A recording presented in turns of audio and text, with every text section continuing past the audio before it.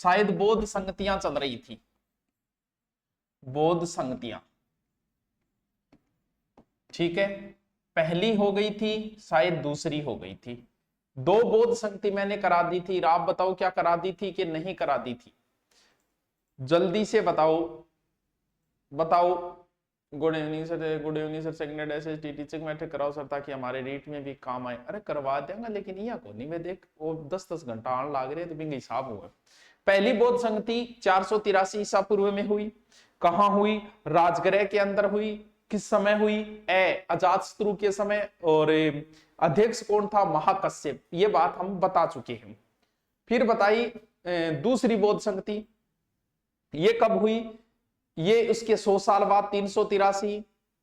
Sir Delhi police का match अभी शुरू नहीं हुआ। और कहां हुई? ये हुई थी वैशाली के अंदर। शासक कौन था? अब के बाद क्या आता है? कालासुर।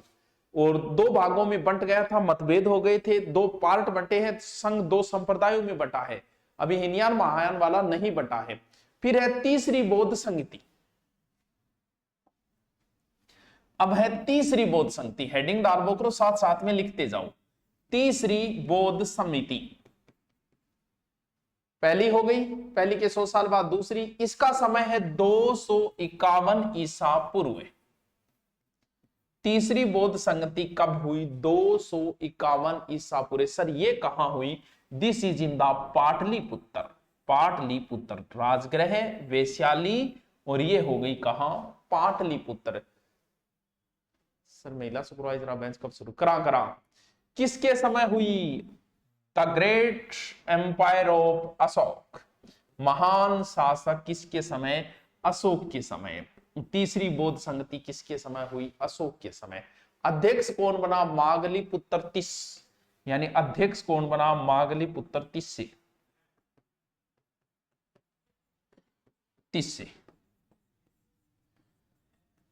तीसरी बौद्ध संगति, साथ साथ में लिखते जाओ,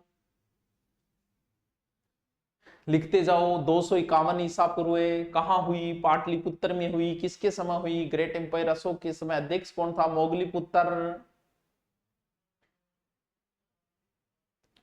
अब क्या हुआ कि संघ में विचारधाराएं बदलने लगी, और इसके लिए कठोर नियम बनाने शुरू किए। यानी इसमें यह तय हुआ कि इसके लिए बौद्ध संगति के लिए कठोर नियम बनाए जाए, बौद्ध साहित्य को प्रमाणीकरण किया जाए।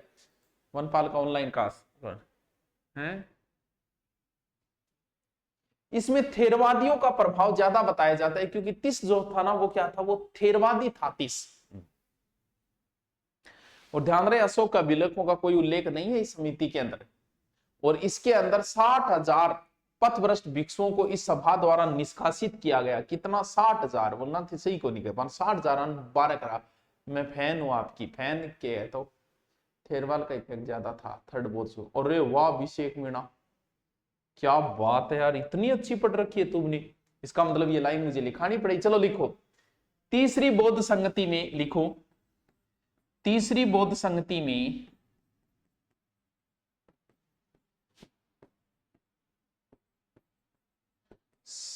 संगति में थेरवादियों का प्रभाव ज्यादा था।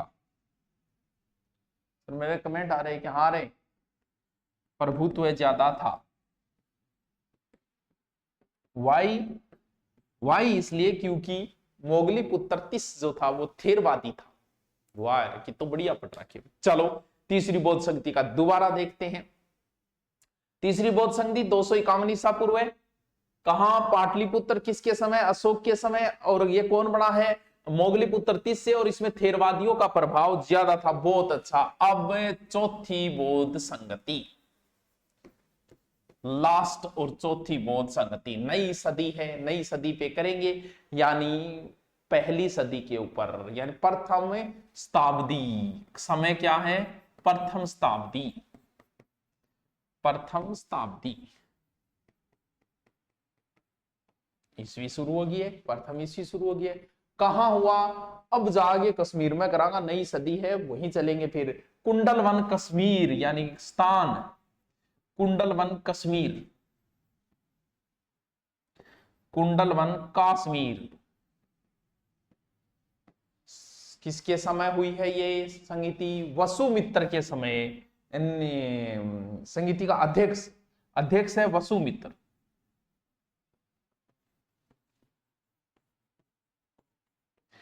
लास्ट है, पहली सदी शुरू होती होगी। पॉलिटिकली नए गुरुजी आ गए ना पूजा से, नहीं बढ़िया करवा रहे ना, कोई टेंशन नहीं, आराम से पढ़ो आप, 2-2 3-3 टीचर का देने। हाँ, सीईटी कांस्टेबल में भी लागू कर दिए भाई और बहनों, कांस्टेबल में भी बता रहे हैं सीईटी। सर एक बार सिलेबस बता दो थोड़ा, किसका बताऊं? सपना है। इसके अंदर विशेष अतिथि जो आया था वो अश्वघोष आया था, यानी शासक कौन था? कनिष्क, कश्मीर का है कनिष्क। विशेष रूप गेस्ट बुलाए गए, शासक कौन है? कनिष्क। विशेष अतिथि जिसे उपाध्यक्ष कह सकते हैं या अतिथि कह सकते हैं, अश्वघोष यानी अतिथि, अश्वघोष। विशेष अतिथि कौन था? अश्वघोष, विशेष अतिथि। दोबारा रिपीट मार दूंगा तो डटो तो शुरू बेटी, आप वो डटो।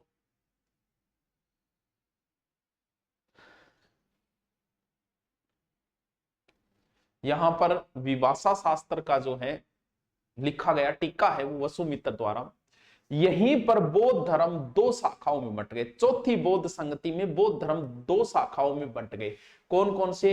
हीनयान और महायान स्पष्ट रूप से बंट गए, यानी बौद्ध धर्म स्पष्ट रूप से 2 शाखाओं में बंट गई। कौन सी गुरुजी? हीनयान एंड महायान। वाह जी गुरुजी वाह। बौद्ध धर्म 2 शाखाओं में बंट गए। थेरवादी जो थे ना, जो प्रभाव था, थेरवादी जो है वो स्तरविवादी हीनयान कहलाए थे और महासांघिकी या सार्वस्तिक वो महायानी कहलाए थे। इतना तो रहने दो। इसमें किसका प्रभाव था? इसमें महासंघियों का प्रभाव था, यानी चौथ बौद्ध संगति में महासंघियों का प्रभाव था। महासंघियों का प्रभाव था। देखो ये चीजें जो है वो वही बच्चा एक्सेप्ट करवाएगा जो सीरियसली पढ़ रहा है। ये वो टॉपिक है जिनमें बहुत गहन ज्ञान देना पड़ता है और आपको इसका नॉलेज होता नहीं है। तो गहन अध्ययन करने वाला बच्चा, क्योंकि 500 भिक्षुओं ने भी भाग लिया था, इसमें गहन अध्ययन करने वाला ही नहीं पढ़ पाता है। हाँ दुर्ना सारे अच्छे टीचर है, बिल्कुल बड़ाई करे तुमगे, बहुत बढ़िया। दिल्ली पुलिस कांस्टेबल का हम जल्दी ही शुरू करेंगे मेरे बच्चे।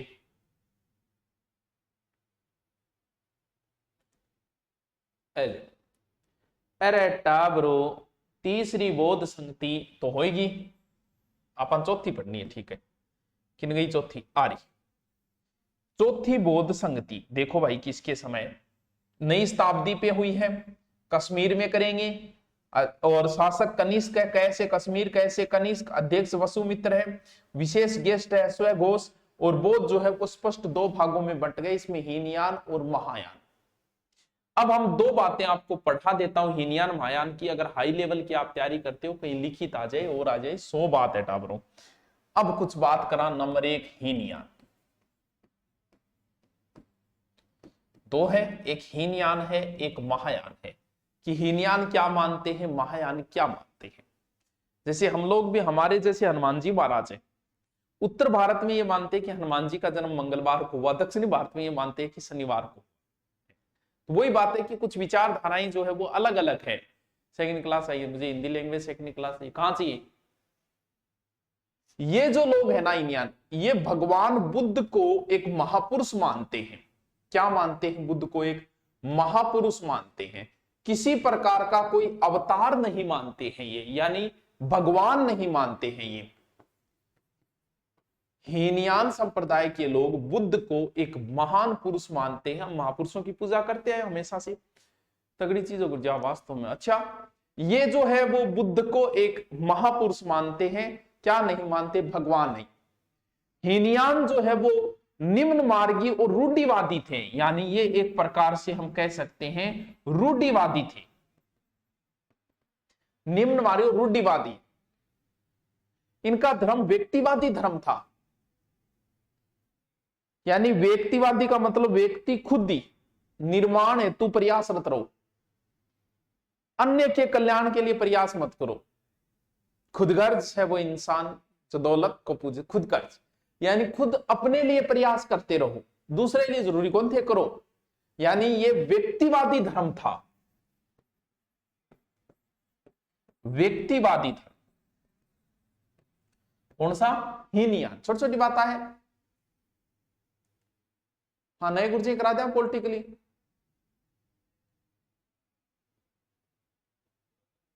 पश्चिम नहीं बात कर रहा हूं मैं, उत्तर भारत दक्षिण भारत की बात करूं कि उत्तर भारत में हनुमान जी का जन्म मंगलवार को मानते हैं, दक्षिण भारत वाले शनिवार को मानते हैं। वैसे ये लोग जो है हीनयान, ये मूर्ति पूजा में विश्वास नहीं करते, मूर्ति पूजा में विश्वास नहीं है इनका। महापुरुष जितने भी कोई, उन्होंने मूर्ति पूजा का सबने विरोध किया। मूर्ति पूजा और भक्ति दोनों में विश्वास को नहीं है। मुख्य पद को प्राप्त करना ही एक हो गया। हीनयान को श्रावक यान भी कहते हैं, इन्हें श्रावक यान भी कहते हैं।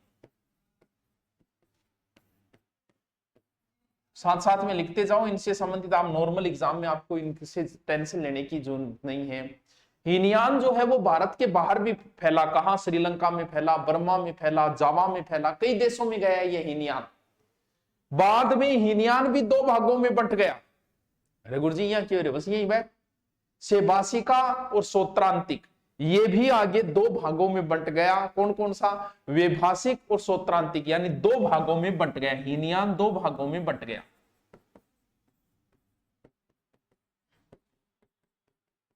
दो भागों में बंट गया।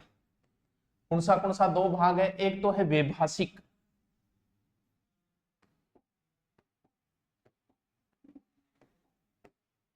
वेभाषिक, वेभाषिक। दोबारा रिपीट मारती हूँ, नाम है, दो तीन बार पढ़ो, याद हो जाएगा। सोत्रांतिक, वेभाषिक, सोत्रांतिक। इस मत की उत्पत्ति जो है कश्मीर में हुई थी इसकी। कौन सा स्वभाव? और इसका केंद्र जो है वैसे कंधार माना जाता है। सर ये क्लास रोज आती है क्या? हाँ रोज आती, कभी काम हो जाए बात में, यार ये क्या आती है। चलो, ये पिटक के आधार पे है, मुख्य आधार में आती है ना क्लासें, सारी आती है?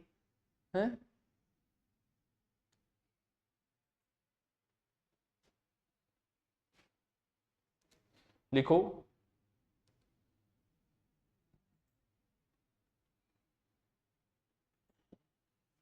अब दो बात आप हीनयान की भी पढ़ लिया, लिख लियो। चलो दोबारा रिपीट मारता हूं इनको। हीनयान और महायान चल रहा था अपना। हीनयान ये बुद्ध को भगवान नहीं मानते, एक बड़ा महापुरुष मानते हैं। सीईटी के लिए क्या पढ़ना है? देखो बच्चे, सीईटी के अंदर सब कुछ आएगा।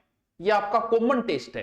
कॉमन टेस्ट का मतलब आपसे हिंदी भी पूछेगा वो, आपसे इंग्लिश भी पूछेगा वो, आपसे जीके भी पूछेगा वो, आपसे मैथ भी पूछेगा वो, आपसे साइंस भी पूछेगा। सारे सब्जेक्ट आएंगे। संस्कृत नहीं आएगी, और आप मान के चलो रीजनिंग भी हो सकता है न आए, हो आए भी न भी आए, बाकी सारे सब्जेक्ट आपसे पूछा जाएगा, क्योंकि वो आपका कॉमन चेक कर रहा है। कॉमन का मतलब ये होता है कि तुम्हें सब कुछ आना चाहिए, थोड़ी थोड़ी बात, दो बात हिंदी की भी आनी चाहिए, दो इंग्लिश की भी आनी चाहिए, दो मैथ की भी आनी चाहिए। ठीक है, ये रूढ़िवादी थे, व्यक्तिवादी है, स्वयं पे ज्यादा ध्यान देना, मूर्ति पूजा विश्वास नहीं करते, और श्रावकायान भी कहा जाता है। हीनयान दो भागों में बट गया, विभाषिका और क्षेत्रांतिक। आगे कौन सा है? आगे है महायान, दूसरा है महायान।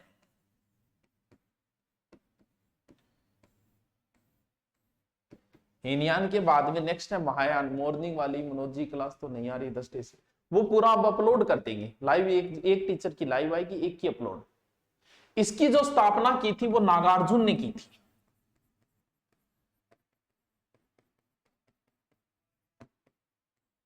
महायान की स्थापना जो है वो नागार्जुन ने की थी। ये बौद्ध धर्म के एक प्रकार के संत बोल थे। महायान का अर्थ होता है उत्कृष्ट मार्ग, अच्छा मार्ग, बड़ा मार्ग, यानी महायान का अर्थ है उत्कृष्ट मार्ग, उत्कृष्ट मार्ग। महायान का मतलब ये लोग समय के अनुसार परिवर्तित होते गए। भगवान बुद्ध के नियम जो है वो समय के अनुसार परिवर्तित करते गए। इसका उदय जो माना जाता है महायान का, वो आंध्र प्रदेश में माना जाता है। इसका उदय जो माना जाता है वो माना जाता है आंध्र प्रदेश में। महायान का उदय कहां माना जाता है? आंध्र प्रदेश। मुख्य केंद्र जो है अमरावती, बाहुबली, अमरावती और नागार्जुन कोंडा मुख्य केंद्र है इसके।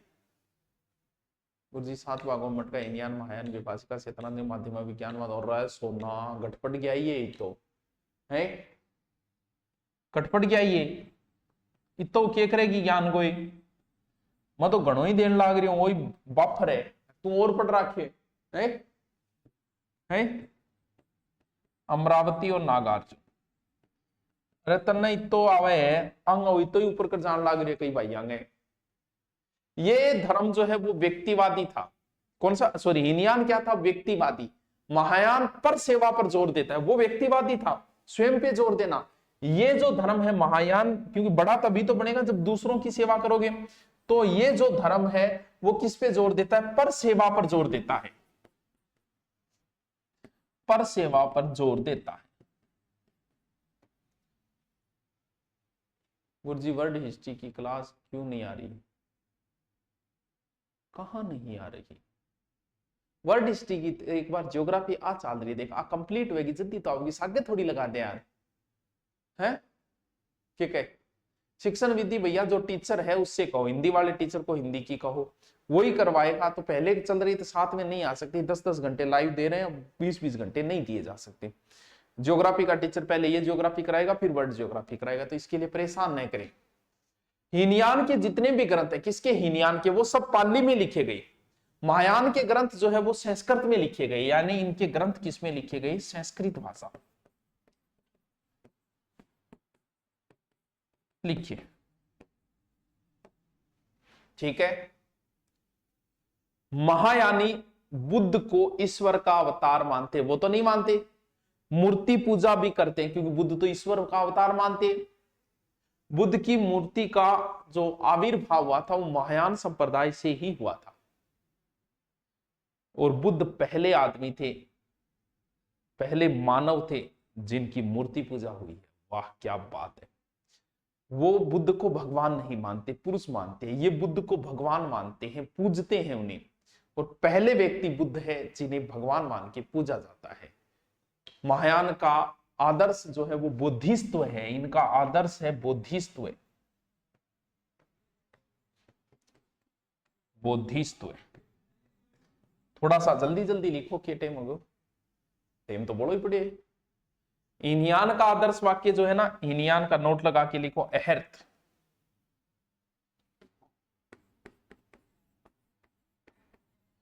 हीनयान का आदर्श,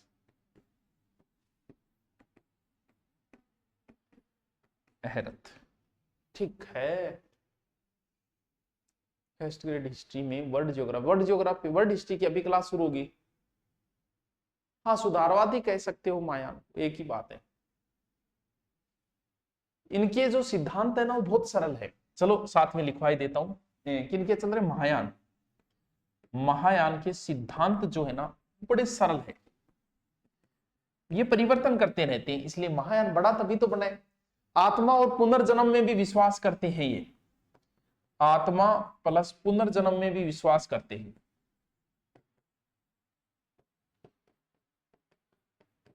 बौद्ध धर्मावली जो आत्मा बना, अब भाई जो वो बंटे तो ये भी बंटेगा, यानी बाद में महायान भी 2 भागों में बंट गया, महायान भी 2 भागों में बंट गया,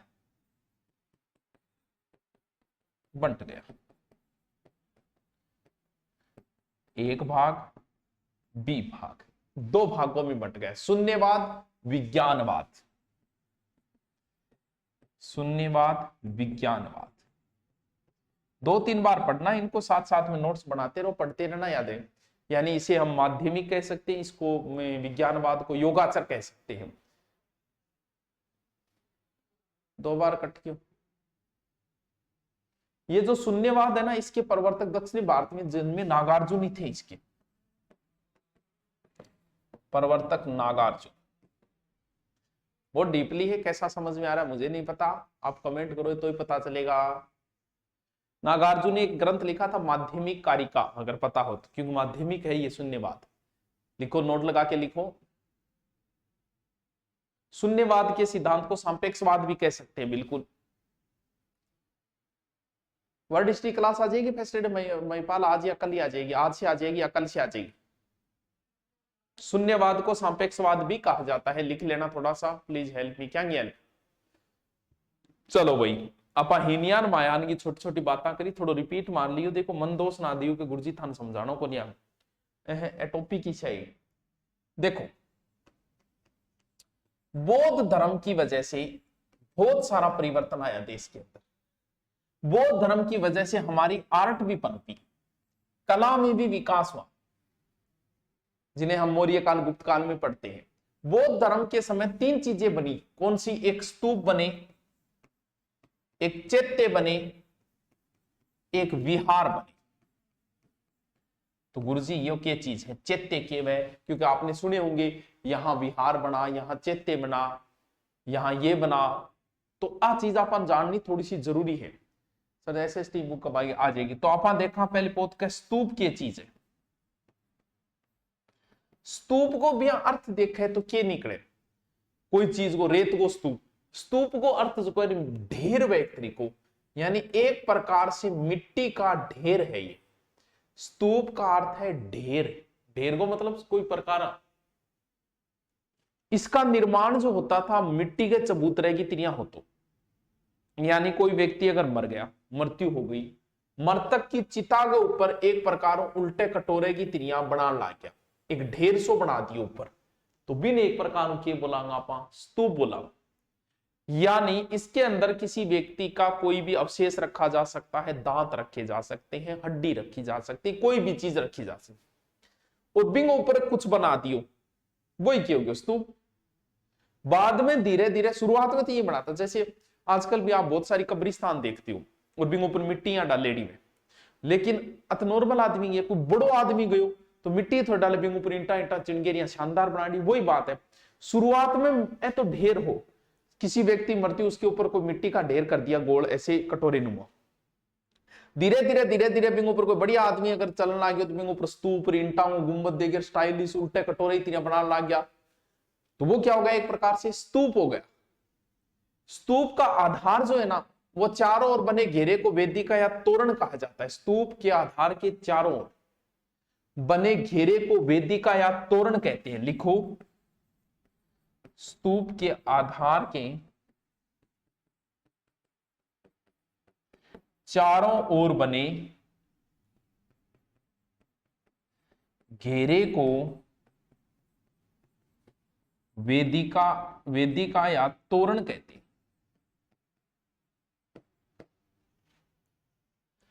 अब स्तूपांगा भी अलग अलग प्रकार होता, मैं सिर्फ समझा रहा हूं, सागे सागे समझता जाइयो। स्तूपांगा भी अलग अलग प्रकार होता। बोलो स्तूपांगा ही प्रकार? हाँ, स्तूपांगा 4 प्रकार बताए गए। 4 प्रकार ये ज्ञान देखो, कौन सा प्रकार है वैसे समझो। पहलो है शारीरिक स्तूप। किससे बना शब्द है? शरीर से बना शब्द है। आपकी बुक ऑनलाइन है, कहीं से ले सकते हो। जैसे शरीर, भगवान बुद्ध या बांगा चेला कि कोई शरीर को जैसे दांत हो, नाखून हो या बाल हो, वह रख के बंग ऊपर बना देता। यानी क्या बोले? किसी शरीर के अंग के ऊपर, यानी जैसे दांत, नाखून आदि। बस स्तूपन कोई पर्सन को ना, लेकिन इतना ध्यान रख, थोड़ा सा बता दिया। वन बोले शारीरिक स्तूप। फिर है पारिभौमिक स्तूप।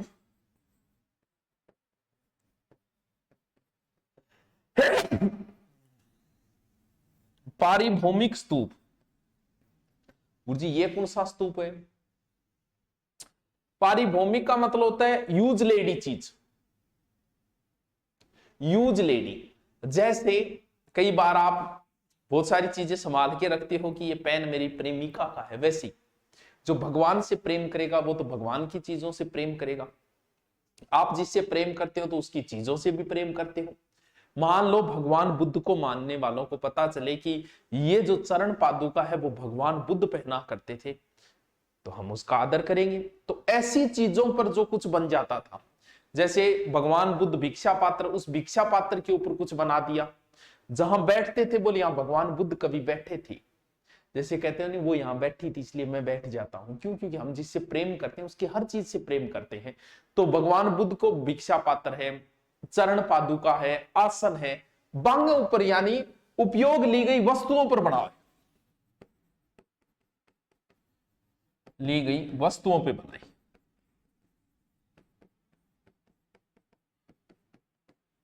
वो किस में आ जाएगी? वो आ जाएगी पारिभौमिक के अंदर। ठीक है, यानी शारीरिक होगी, दूसरी पारिभौमिक होगी, तो तीसरी है उद्देशिका स्तूप।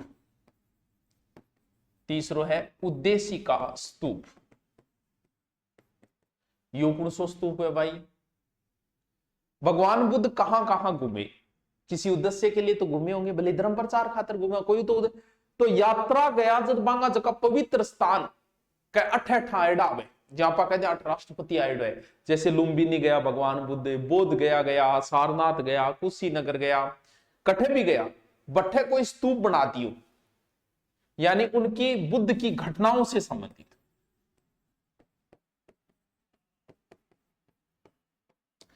वो कौन से स्तूप हो गए? वो एक प्रकार से उद्देशिका स्तूप हो गए। और चौथा है कौन सा? संकलित स्तूप। स्तूप तो गुरुजी ये कौन सा स्तूप? ये वह है, कई बार श्रद्धालु जो का वह बना दिया कि भगवान बुद्ध को वह स्थान है, वह बौद्ध तीर्थ है, और कई बार श्रद्धालु बना दे, बहुत बढ़िया। जी हनुमान जी को मंदिर थे कुछ बढ़िया मानो के गुरुजी साला सर, लेकिन इच्छा पूर्ण भी भगवान को हनुमान जी का भक्त बनवायो और मंदिर बहुत फेमस है, तो भी हो जाए कई बार। अब कुछ स्तूप बहुत फेमस है, उनके थोड़े से नाम ध्यान रखना, तो मैं अलग से इनको 1-2 लिखवा दूं। कौन सा स्तूप है? एक है पिंपरवा का स्तूप। बहुत है स्तूप है, लेकिन मैं सिर्फ वही दिखा रही हूं जगह थोड़ा सा इंपॉर्टेंट स्तूप है, ओनली फॉर वही। कहां है? सिद्धार्थ नगर यूपी। सिद्धार्थ नगर यूपी, पिंपरवा का स्तूप, सिद्धार्थ नगर यूपी। ये जो है वो मौर्य काल से पूर्व का है, तो लिखो तो लिख दो पूर्व मौर्य काल का है। ये स्तूप जो है वो पूर्व मौर्य काल का है। अगला है सांची का स्तूप। ये नाम तो सबने सुना होगा। कौन सा? सांची का स्तूप। सांची का स्तूप पहला कौन सा है? पिंपरवा स्तूप। फिर है सांची का स्तूप। कहां है? ये रायसेन जिला एमपी के अंदर है, रायसेन एमपी। सांची का स्तूप रायसेन एमपी, यूपी नहीं एमपी। सांची स्तूप कहां है? रायसेन यूपी। नारायण जी सर की बोले आ जाइए। ये किसके समय का? ये अशोक के समय का, पक्की ईंटा पर बनेड़ो। देखो देखो ये अशोक कालीन है। सांची का स्तूप कहां है? लास्ट वाले क्लास स्लाइड निकालना, कब निकाले?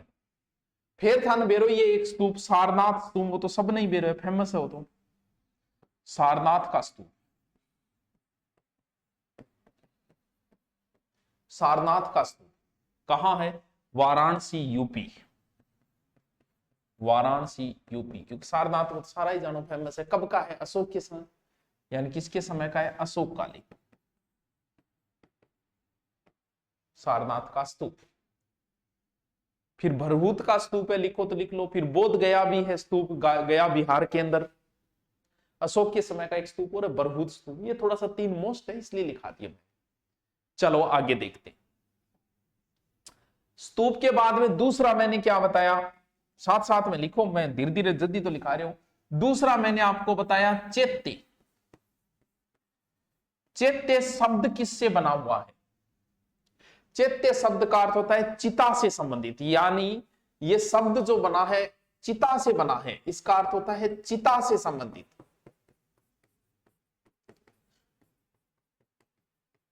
चैत्य जो शब्द बना है वो चिता से बना है।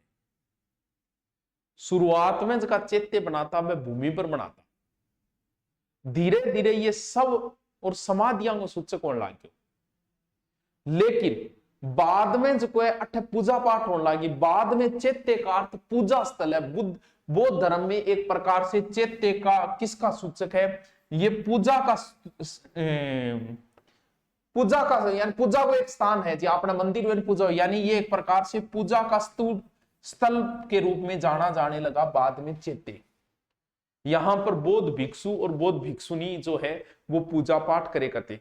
सांची एमपी में है, तो मैं सांची एमपी में क्या लिखा दिया, यूपी, अच्छा यूपी, सांची एमपी लिखा है, एमपी, सांची का स्तूप एमपी में है लिखा दियो, ठीक है सही है, तो गलत लिखा दी, कोई नहीं करेक्शन कर ले, समझ गया आगे बात। यानी चैत्य का अर्थ होता है जहां चिंतन पूजा पाठ कर जाए, बस ऐसे याद रखना।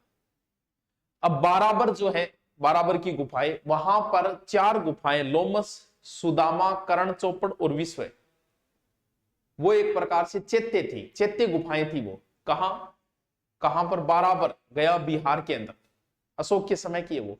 अजंता की गुफा में भी कुछ चैत्य गुफाएं हैं, अजंता कहां, महाराष्ट्र वाली, अजंता में भी कुछ चैत्य गुफाएं मिली हैं।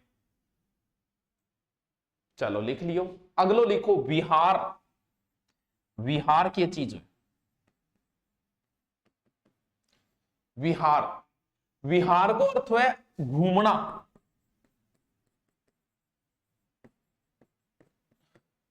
घुमा फिरी करना।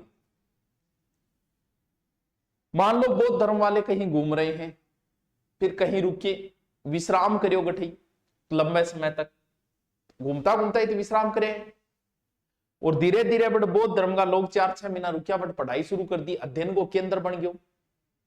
इन्हें जब अध्ययन को केंद्र बनो, महाविहार बनने लग गयो।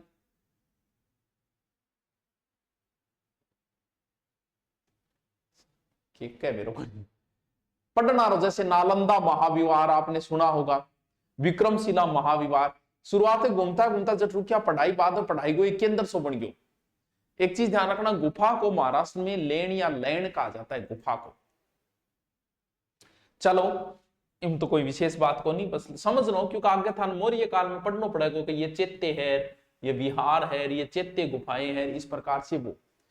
अब अगर हम बात करें बौद्ध धर्म का प्रभाव, एक एक शॉर्ट बात, बौद्ध धर्म का प्रभाव, हर चीज में बौद्ध धर्म का प्रभाव पड़ेगा।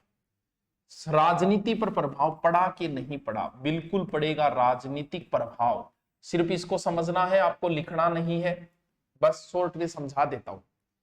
राजनीतिक एकता पैदा की इन लोगों ने, युद्ध की प्रवृत्ति को कम किया बौद्ध धर्म ने, जैन ने भी किया और इन्होंने भी। बुद्ध विदेशों से संपर्क बने बौद्ध धर्म की वजह से, जैसे मैं लिखूं राजनीतिक एकता पैदा की इन्होंने, युद्ध में कमी की इन्होंने, जैसे अशोक ने भी छोड़ दिया वैसे, और विश्व के साथ संबंध अच्छे विकास किए, यानी अंतरराष्ट्रीय संबंध बनाए। अब देखो गुरु जी, अंतरराष्ट्रीय संबंध क्या बनाया बौद्ध धर्म, यहां बनाया मुनाक है। अशोक नहीं गया था क्या श्रीलंका बौद्ध धर्म का प्रचार करने दे, ये हमारा धर्म विदेशों में फैला, स्रोतों का विकास और नई नई चीजें लिखनिया, गणतंत्र का विकास किया इन लोगों ने, तो ये राजनीतिक जो है वो प्रभाव पड़े बौद्ध धर्म के, बस शॉर्ट में समझना है। दूसरा बात है सामाजिक प्रभाव,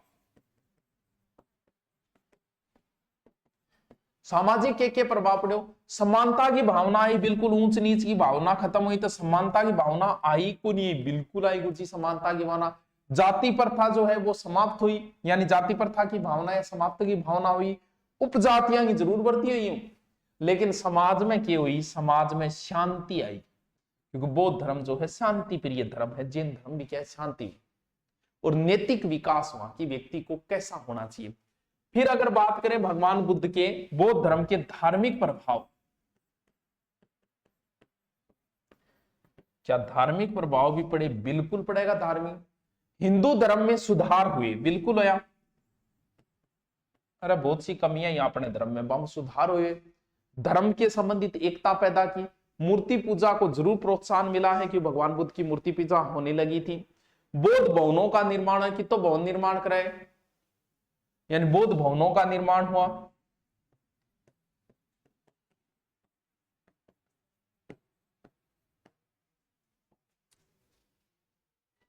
छोटा छोटा है बस। महेंद्र संघमित्रा श्रीलंका गए थे, वो मौर्य काल में पड़ेगी। सांस्कृतिक प्रभाव कुछ पड़े आगे, बिल्कुल पड़ा सांस्कृतिक भी। सांस्कृतिक प्रभाव ये लिखने के लिए आता है आरएस वगैरह, आपके वैसे जरूरत नहीं, कोई प्रश्न नहीं बनेगा वैसे। कला का विकास हुआ, देखो चैत्य बन रहा है, गुफा बन रही है, बिहार बन रहा है, तो कला ही है। शिक्षा को विकास हो, क्योंकि शिक्षा से संबंधित थी, आपको बताए नए नए केंद्र महाविद्यालय बने। साहित्य लिखा गया बौद्ध धर्म से संबंधित बहुत ज्यादा, तो साहित्य का भी विकास हुआ इसमें। और भारतीय संस्कृति को विदेशा में प्रचार वो आगे बजो हुए। ये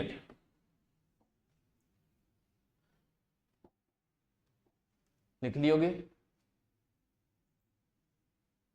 अब आप थोड़ी सी आप देखा कि बौद्ध धर्म और जैन धर्म में क्या समानता है और क्या असमानता है, क्योंकि ये प्रश्न भी कभी आपके लिखना तो आ सकता है। अब इतना टाइम तो नहीं बचा, तो हम कल चर्चा करेंगे बौद्ध धर्म में क्या समानता है क्या असमानता। ये टॉपिक लंबा चलेगा, शांति बनाए रखिए, एग्जाम तक ऐसे धीरे धीरे चलते रहेंगे और हम अपना सिलेबस धीरे धीरे कंप्लीट करते रहेंगे। जिनको जल्दी है वो रिकॉर्डेड देख ले। Okay, thank you.